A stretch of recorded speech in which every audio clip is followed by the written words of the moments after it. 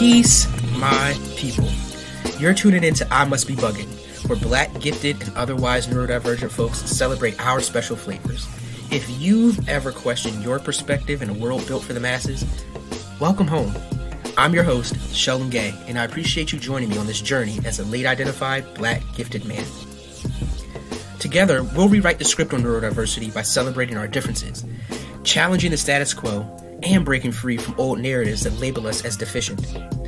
In each episode, we'll explore the stories, experiences, and of course the curiosities of Black gifted adults and other neurodivergent people who are underrepresented or unidentified in a world where normal can also mean harmful.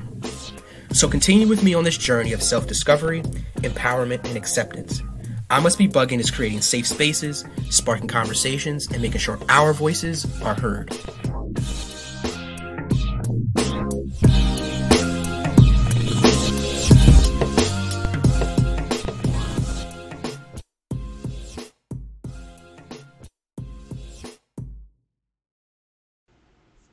Thank you, everyone, and welcome to another episode of I Must Be Bugging. I'm your host, Sheldon Gay. As always, I'm so pleased to have you here with me. You could be listening to anything else. You could be doing anything else right now. I'm glad that you're joining me. We got a lot to talk about today. So I just want to go ahead and make sure that we just jump into it. And with that, let me start with a quote that'll kind of set the mood, as it were, for this episode. And that quote is from Bell Hooks from her book All About Love, New Visions. And it says, "Only love can heal the wounds of the past. However, the intensity of our woundedness often leads to a closing of the heart, making it impossible for us to give or receive the love that is given to us." And so that is super powerful. And again, this is going to be the message that resonates throughout this episode, so I'll read it one more time. Only love can heal the wounds of the past. However, the intensity of our woundedness often leads to a closing of the heart, making it impossible for us to give or receive the love that is given to us. And I chose this because it speaks to the healing that we need to do, right? To be able to receive the love that we want. Many of us have experienced so much trauma in our past for various reasons. And while that sensation and even that cynicism can serve to protect us, in many ways, without the proper healing, it can also prevent us from receiving the love that we want, which is really what we're longing for, right? And let me say, before we even go further as well, be prepared to hear a lot of Bell Hooks quotes today. So having said that, we're officially into the holiday season. And generally speaking, that brings about opportunities to be grateful, to celebrate, to show love, and to begin to reflect on the year that we've had. For some, those reflections will easily bring joy as they think about this year's wins, new friends and partners, maybe a new job or promotion, a memorable vacation that they've been waiting to take for so long, right? And that they finally got to take. And simply the excitement for what the new year brings. Now, for others, this time of year is rough. And so let me pause here and let this be a bit of a trigger warning for those who may struggle during the holidays. This episode, I'm going to talk deeply and extensively about how we, can highlight some of the spoken and unspoken experiences we have as neurodivergent people. And that may be too much for some right now, and I wanted to honor that. I'll also attempt to share some helpful tips, right, that help us navigate these times. And so for that, I'll put a timestamp in the show notes so that you can skip to that part if you'd like. And so I'll just give you a couple of seconds now to pause or fast forward or do whatever you need to do to, make space for yourself. Okay, so the holidays can also remind us that we're facing the first holiday without someone, right? I want to honor the fact that this is my family's first holiday without my grandmother. And that comes with a lot of sadness, right? And so sometimes that first holiday without someone is either because they've transitioned or maybe the relationship changed, right? It may even bring up reminders of how lonely we are if we don't have family or friends to spend time with, or if we're just not able to get to them, right? Sometimes we're just in a different place. Maybe we don't have the funds. Maybe we have to work, whatever it is, right? For neurodivergent people, it may also bring up memories of times when we weren't accepted by those we love and who we believed we would be, in fact, should be, our safest of places. It may bring up truly traumatizing experiences of verbal or even physical abuse related to how we show up in the world. And so going home may not even be possible or even desired. And instead of a relaxed, happy time to get away from the rat race, right, which is what most people or many people are thinking about when it comes time for this holiday vacation, it may feel like for us forced engagements with sensory challenges like sounds, foods, and just being around lots of people. And so at this point, by the time you hear this, right, you've likely already started to imagine how you'll navigate the aunt or uncle, right, who's always had a passive aggressive comment about your weight or what you're doing with your life, right? We may have already received a call from a judgmental parent wondering if we're bringing someone, right, or shaming us for always hanging by ourselves while others are eating. Or what about those of us who, may have had a sibling who's constantly used as a comparison for who we are in our life? And even if you are the one who's, for example, more materially successful, do you feel that wedge, right? That's driven between you all, right? The thing that's keeping you separated. And despite all of this, right, who ends up feeling better or more loved because of it? It's a question to just ponder, right? So as we breathe on that, right, it might sound difficult, but what I want for us to do is to make space for this energy. However, again, I'm not trying to make us wallow in it or put ourselves into a spiral, right? I don't want us to go into a depressive state because of this, but what I want us to do is simply acknowledge it, because whether we create the awareness around it or not, it's there. Our body, our mood, and for those of us who can't hide it, our faces are telling a story for us.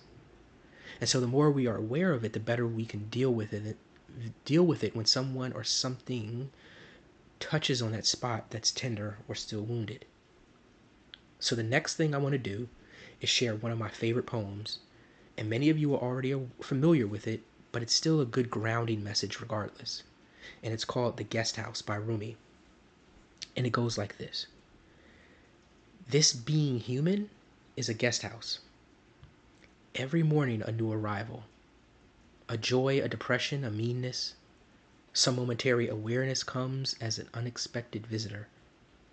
Welcome and entertain them all, even if they are a crowd of sorrows who violently sweep your house empty of its furniture. Still, treat each guest honorably. He may be clearing you out for some new delight. The dark thought, the shame, the malice, meet them at the door laughing and invite them in. Be grateful for whoever comes, because each has been sent as a guide from beyond. And I absolutely, like I said, love that message. That poem I found a couple of years ago, and it's just so powerful and reframes our thoughts around our emotions, and it calls us to accept the complexity of emotions and the fact that we can have more than one emotion at the same time, and that those emotions are temporary, right? Regardless whether they're good or bad, they may be super intense, but they won't last forever. And so in this case, during the holidays can bring all of those kinds of feelings, and we should be making room for them at the same time. It's not easy, but it can be okay if we find a way to simply allow them to be, to acknowledge them and to trust that they will eventually leave.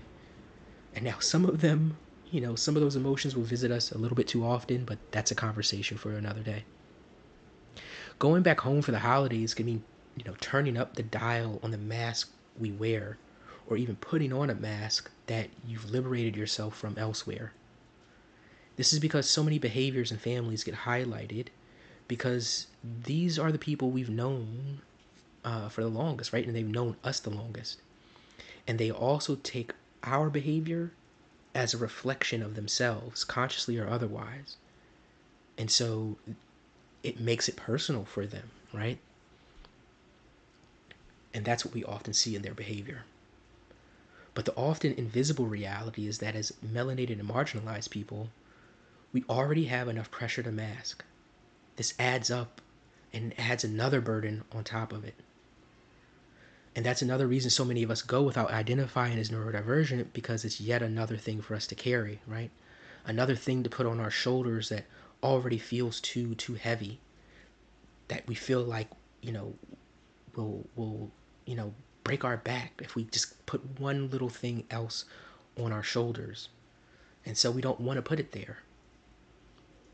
But Bell Hooks spoke about this, in Salvation, her book, when she said, at times this meant teaching habits of being that were not rooted in love. To break someone's spirit is not just a gesture of love. It's not a gesture of love, It can and often does lead to what contemporary psychoanalysts have called soul murder. Making it within a racist society often required, and at times still requires, both accommodation and assimilation. This often leads individual black people to develop a false self, one rooted in pretense and the denial of genuine feelings. And so what she was talking about in this paragraph was the fact that, kind of what I spoke about in, I think that was episode 2, about how, there are things our families are doing that are trying to protect us, right? In their mind, they're trying to protect us. But, they're trying to protect us for when we go out into the world, right? This racist world. So they're like, change your behaviors, act this way so that you can be, accepted and you can assimilate and you don't face a lot of the burdens, unnecessary burdens, right? But what this doesn't honor is how that is, as it says, soul murder. And so we should be looking for more ways that we can unmask and spaces that we don't have to be masked. And so let's talk a little bit more how the holidays might play out for gifted and otherwise neurodivergent people who may feel compelled to mask. First, imagine being the outspoken one who sees others' truths. So you're walking into rooms as an empath or highly sensitive person, and it can be overwhelming. The reality is that most people are walking around with masks, but their energy is still seeping through. That level of internal dissonance is palpable to us, right? We can feel it. And we can't always put our finger on it, but we know something's off. And so it just feels weird. You walk into a room and you just don't know how to react. Also family gatherings are when many of us remember how distorted people's views of the world are.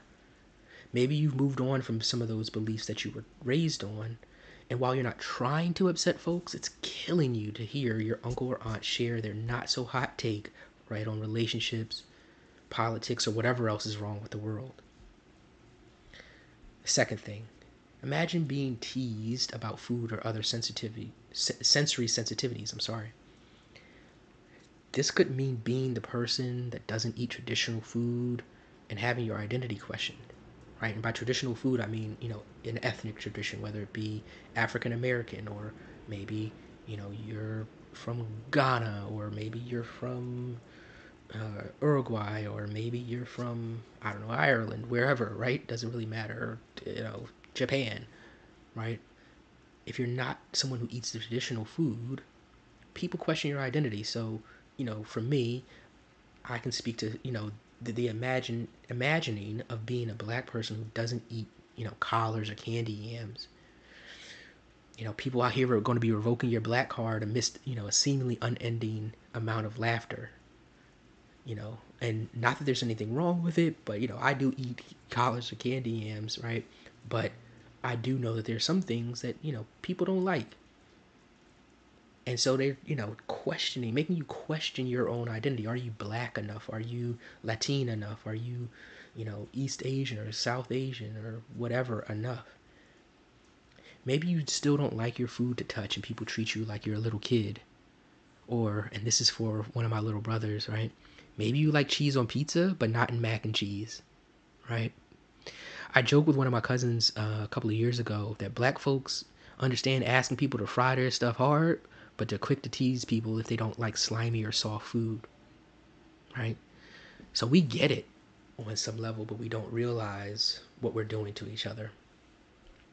Third, imagine being a person everyone puts all of their expectations on, not really realizing how much pressure that is.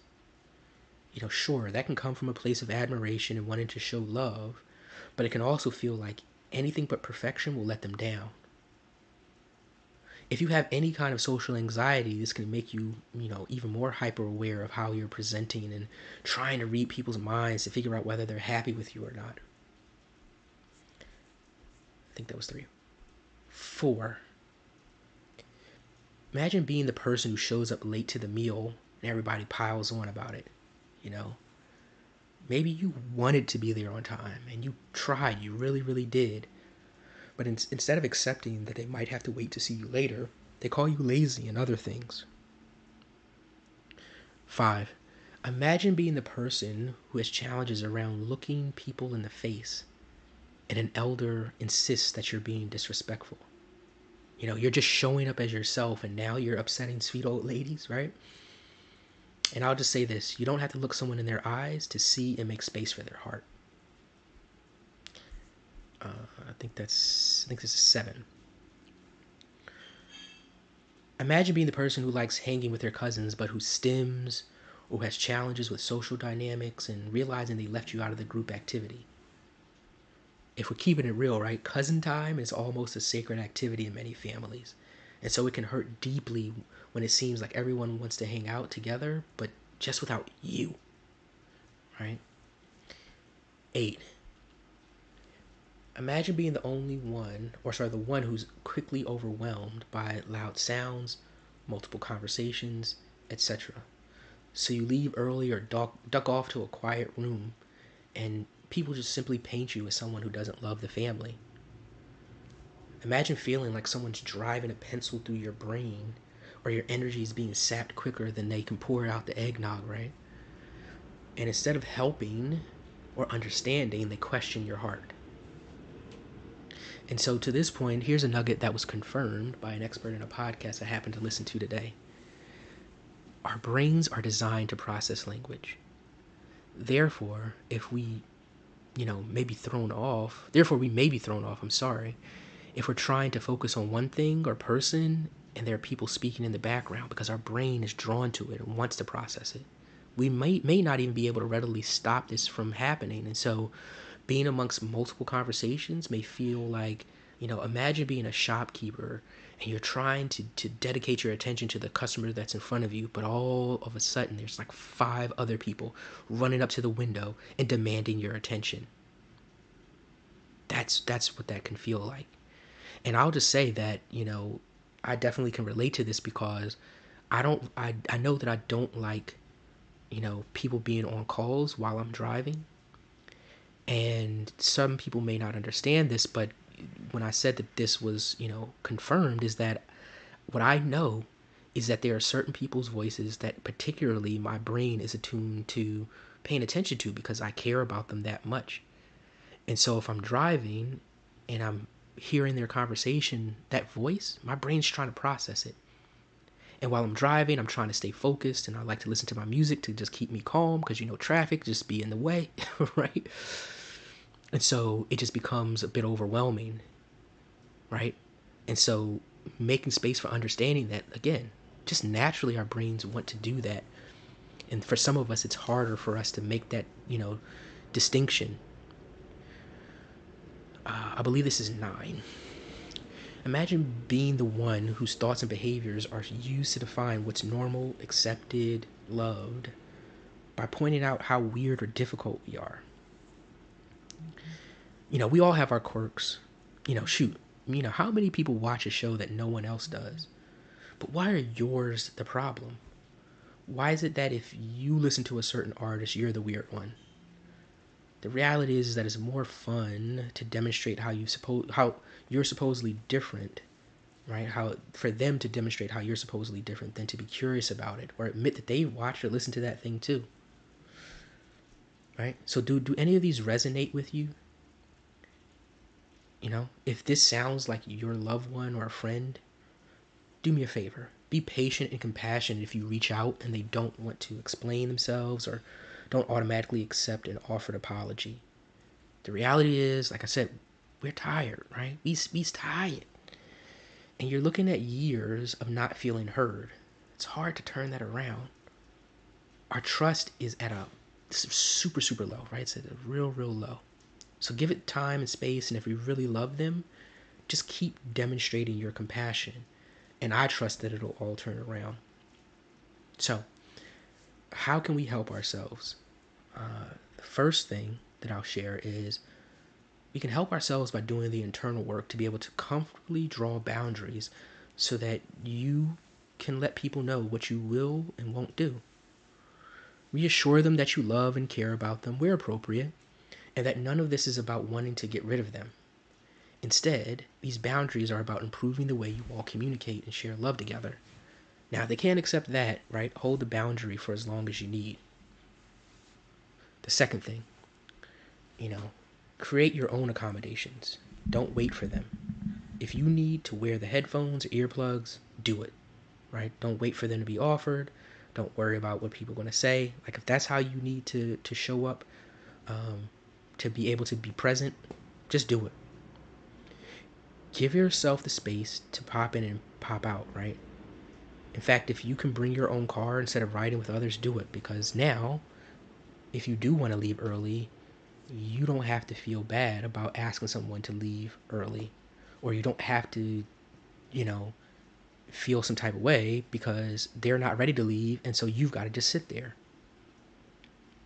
This helps you to just take control of the situation, right? If someone wants you to cook something or bring something, share a doc or a task tracker, and then have them add requests to it, and give them a cutoff time though, right? So that they can't make requests at the last second and throw you off. If it gets loud inside, right, you got raucous, boisterous laughter, right? But you have access to an outdoor space or maybe a more open area in the house where sound will, dissipate a little bit better. Try to coordinate the food, the TV, the dominoes game, the Uno's game, the spades game, right? Whatever it is, the Monopoly game, right? Try to center it around that space so that, if that's where the loudest energy is going to be, it gives a greater opportunity for you to not have to, as somebody said, like feel like elephants are running through the room.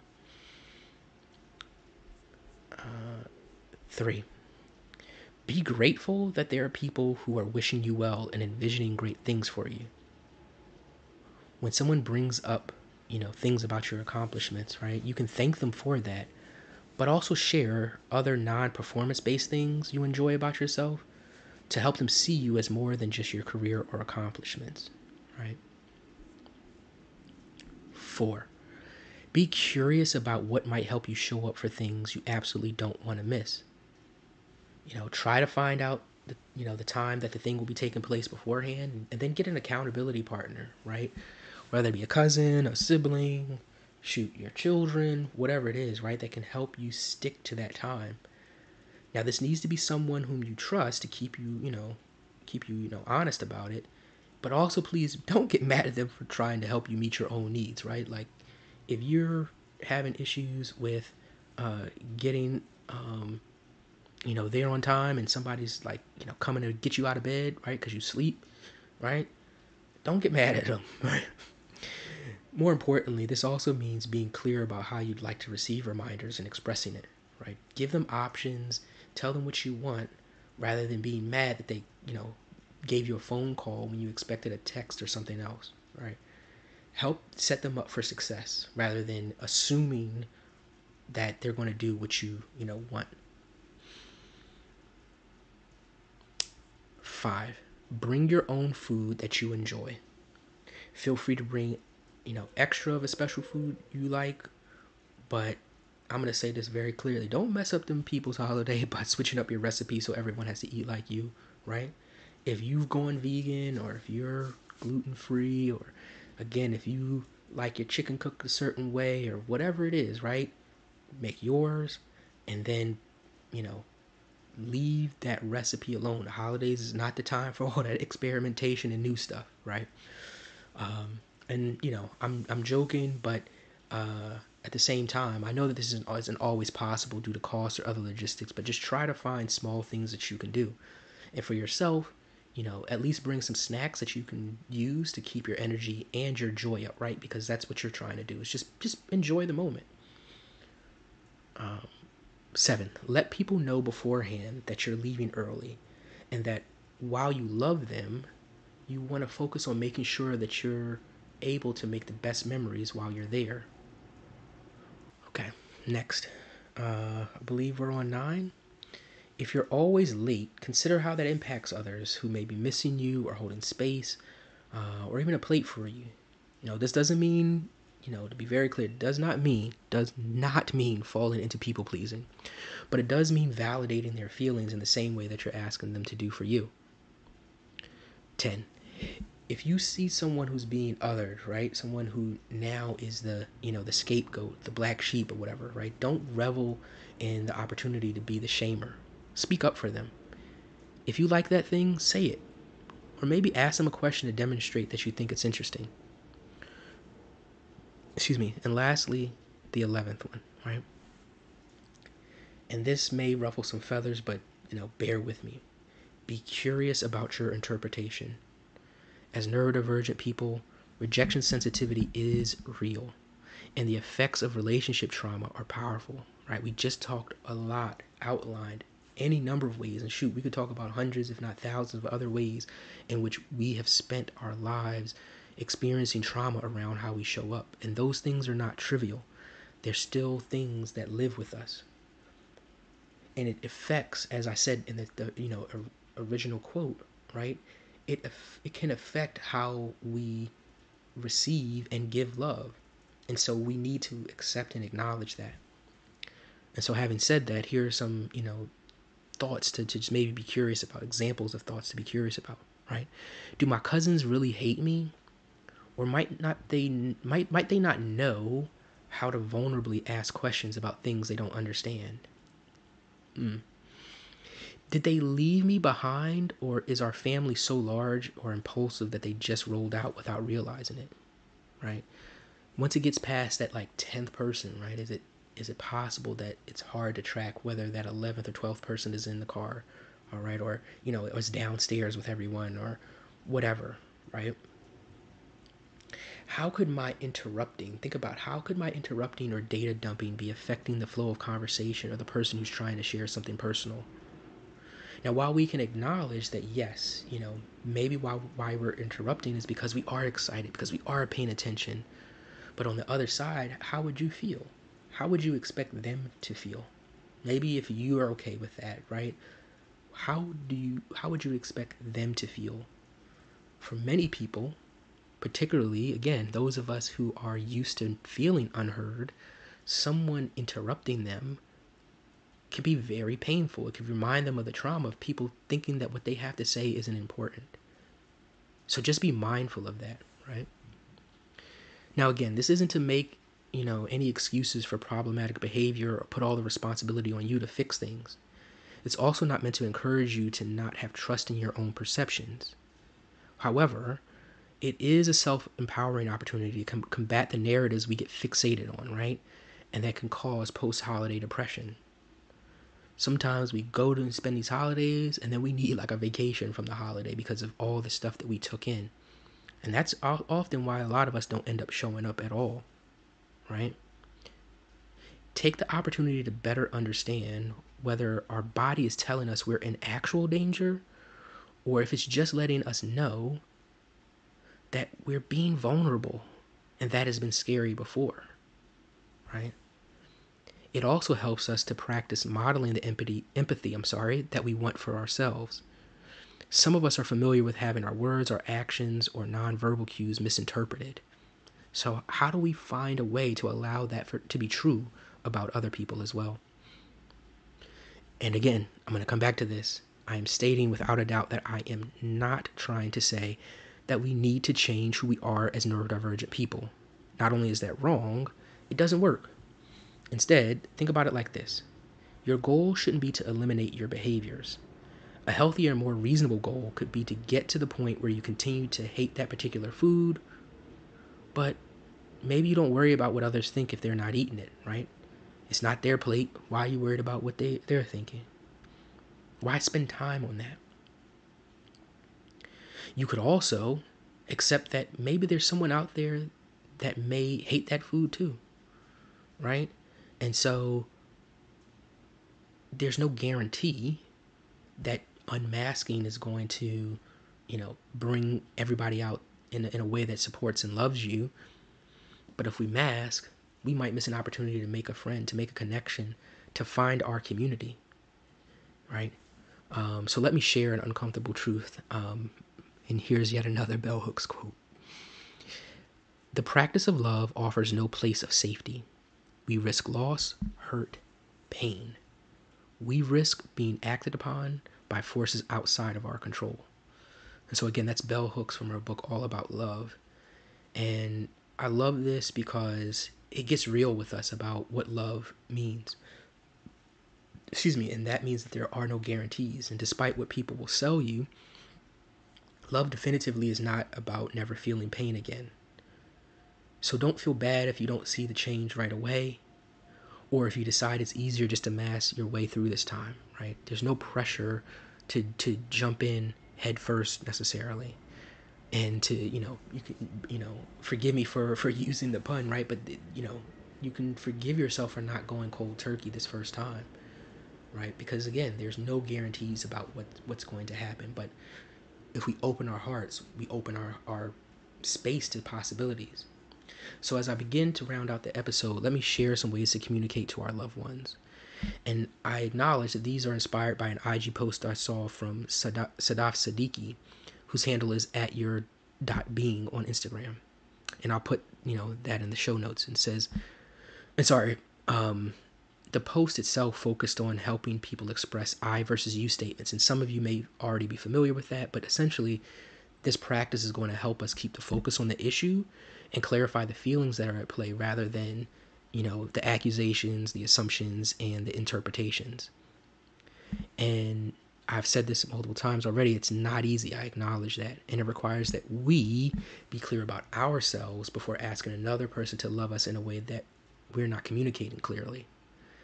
And I want to say that again because, if we are not clear about ourselves, right, our needs, who we are, why we are the way that we are, why is it that we feel so strongly about sharing something, right? I was asking a friend about this the other day, and saying, why is sharing that, why does it feel so necessary? And I'm not questioning whether or not it's necessary. What I was trying to help him see is that because of how our minds work, not sharing it seems painful. And so when you acknowledge that, you can then communicate around that. It's not, you need to hear this and why aren't you, it's, I acknowledge the fact that this is really important to me and this feels a certain type of way to me. And that may not be how they're feeling. Well, maybe I don't even need to share it, right? Maybe I need to write it down. Maybe I need to share it in another space, right? But as well, it takes it off of a thing where you're focused on whatever their response is, right? And it's more so about, hey, I feel compelled to share this. If you'll give me the space, let me do that. And then you leave it as is. And so this also helps to mitigate defensiveness because the conversation isn't about, what someone did to you, but rather how you feel and what you need. And again, this is not a foolproof way of getting through the tensions, so be prepared for some of them to still not be able to hear you. However, again, we're not so much doing this for them and their behavior, so much as we are looking for the clarity we receive from not expressing ourselves in a way that begs others to see us and to prove to us that we're worthy of their love. So I'm going to give 4 statements, that are examples of things you might hear or things that you can say, that might, work better for you. So when you think you're too good for this family, right? You never hang out with us after we eat. Consider that what they might be trying to communicate is that they miss you or that they feel rejected by your absence. Now, again, it's on them to express themselves clearly, but what you would be doing in that case is saving yourself from having to carry around the weight of shame or letting people down. The second, example, when you hear you're always on your phone while we're playing games as a family, consider whether they're saying that they like creating memories with you. They may be looking to feel closer to you, but they don't know how to communicate it. Again, still their responsibility to figure that out, but now you no longer have to carry around the weight of feeling bad for being easily distracted or being overwhelmed by all the activity. Third example, instead of telling them, you always make me fix all the sides by myself, it's inconsiderate. Try saying something like, I appreciate that you all trust me to make a key part of dinner, but I feel a bit overwhelmed trying to keep track of everything I need to cook, who has allergies, and getting myself out of the door on time after all of that. I would appreciate if someone could buy the ingredients, maybe share a list of the people with allergies, help me remember when to take things out of the oven, and possibly come pick up the trays early so I don't feel pressured to get out of the door on time. Right? These are ways in which we can help ourselves. Like even in that last thing, if we are struggling with, executive functioning, right, and trying to just manage time and that time awareness, trying to cook and get ourselves out on time, as opposed to being like, I'm going to cook it early or I'm going to cook it at a certain time. If someone comes and picks it up, I'm not sitting there stressing, saying I'm holding people up, or, people not calling me, yo, where you at? What the, none of that, right? Y'all have the trays. If y'all want to start eating, go for it. I will be there when I get there, right? And everybody kind of wins. And lastly, the fourth one, instead of accusing them of cutting you out of things, consider saying something like, I feel abandoned when you roll out without me. I'd like to agree to put an alert in the cousins chat if people are leaving or thinking about it. And I know many of us do have cousins chats, right? And, there's an opportunity to just put alerts in there, right? Like there's no guarantee that people are going to see it. And maybe you want to find that cousin or that friend or that whomever, right, who can be your buddy and look out for it. And if they do see something, make sure that they come and get you, right, so that you're covered. So again, all of this can be incredibly heavy, but I want to offer encouragement to still reach for forgiveness and compassion. Not everyone will be deserving of that, for sure, especially right away. However, in many cases, the issue is them being screwed because they don't have the tools. And so many of you will recognize that J line, but it, for me, is super, poignant, because a lot of times we think people are purposely trying to help us, like, why don't they do better? But a lot of times, when we reflect and look in the mirror, we're all growing, right? There's all types of pain that we've caused people because we just didn't know, and we didn't have the tools. We didn't even know the tool existed. And so we're out here, unwittingly, causing harm, And so if we give them the tools, if we communicate what we need, and that gives them that chance to say, oh, I need to make a shift because I care about this person, because I want to keep this person in my life, all of a sudden, right, there's a possibility. And so I'm sharing next a bell hooks quote. I already warned y'all that there would be plenty of these, right? And she said, for me, forgiveness and compassion are always linked. How do we hold people accountable for wrongdoing and yet at the same time remain in touch with their humanity enough to believe in their capacity to be transformed? And I absolutely love this quote because, again, it speaks to the fact that, we're all human, and that if we give up on people's capacity to be new, it is a very dark place to be. And again, that doesn't mean everyone deserves to be forgiven. It doesn't mean that, anybody can do anything to you, and then we just simply have to write it off as their humanity, right? There are boundaries, and healthy boundaries, for a reason. But there are also times when it's okay, if not, encouraged, to go ahead and believe in people's capacity to transform. And that's why, like I said, you can hold that boundary for as long as you need. If you start to see something different, right? If their behavior changes, that can open that door for forgiveness and compassion. And as I've said multiple times, this is not easy work. Some of these are in fact are advanced techniques only possible after a lot of internal work and digging to find the trash inside of us rather than continuing to clear the stench. And what I mean by that is that there are things that, we do that, maybe we went and even going to therapy, right? And then we think, okay, well, I went to therapy, so I'm good or I'm better, right? But how many of us have gone to, church or mosque or, temple or whatever, right? People go in there, they say all the great things, they've got their, religious text, and yet they're still struggling, right? And yet they're still not fully healed. Again, don't just clear the stench. Like, get to the source of the trash and really clear that out, because that's what's going to help you navigate this a lot better. I also acknowledge that it asks a lot of us to be hopeful that others will do the same after years of demonstrating something else, right? If we're, a lot of us, again, are pattern noticers, right? We notice patterns very, very well. And so if you look and you see, okay, this pattern's been happening for years, what evidence do I have that it's going to be any different? I know it's hard to get over that. But I was also reminded by a video shared by my cousin today that, we need to be clear that even if we do all the work well, right, that doesn't mean that there will be no major waves to get through. It just means that we now have the skills to swim through that wave or even use a boat to get ourselves to safety, right?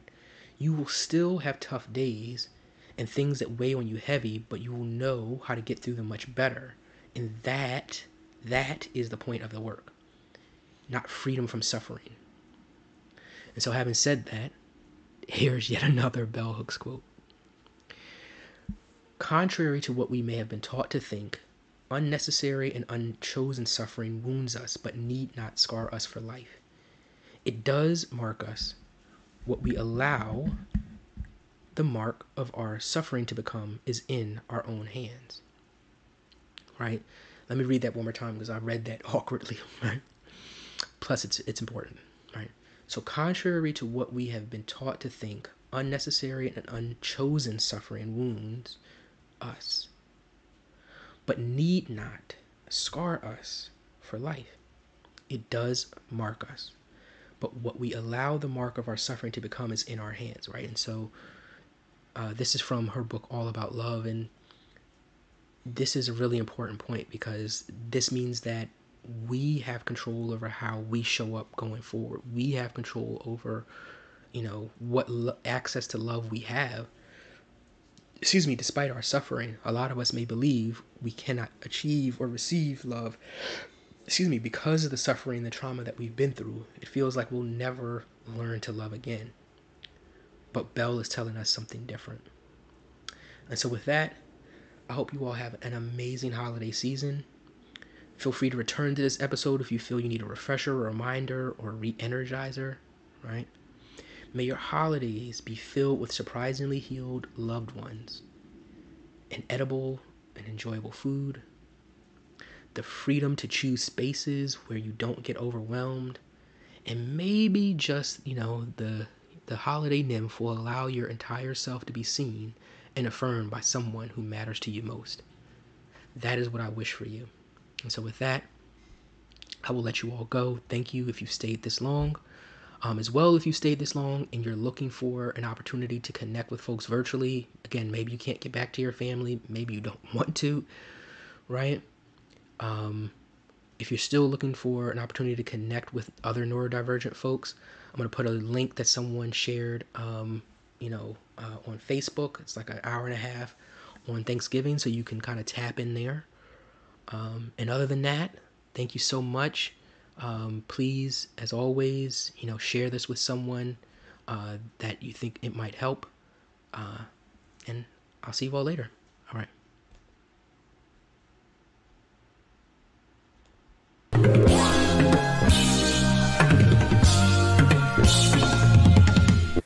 Thank you for joining me for another episode of I Must Be Bugging. I hope you've learned something, became curious, and most importantly, felt affirmed by what you heard.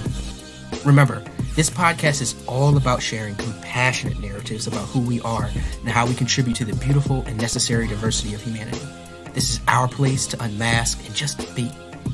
Don't forget to connect with me on IG at I Must Be Bugging, where I'm eager to see you share your thoughts, your experiences, and your stories. And if you've enjoyed today's episode, please share it with a friend. Leave a review and subscribe. It helps others who are eager for community find our people. So thank you again for being a part of the I Must Be Buggin' community. I can't wait for the next episode. Until then, stay up and enjoy who you were meant to be. And remember, you're not bugging, you're brilliant.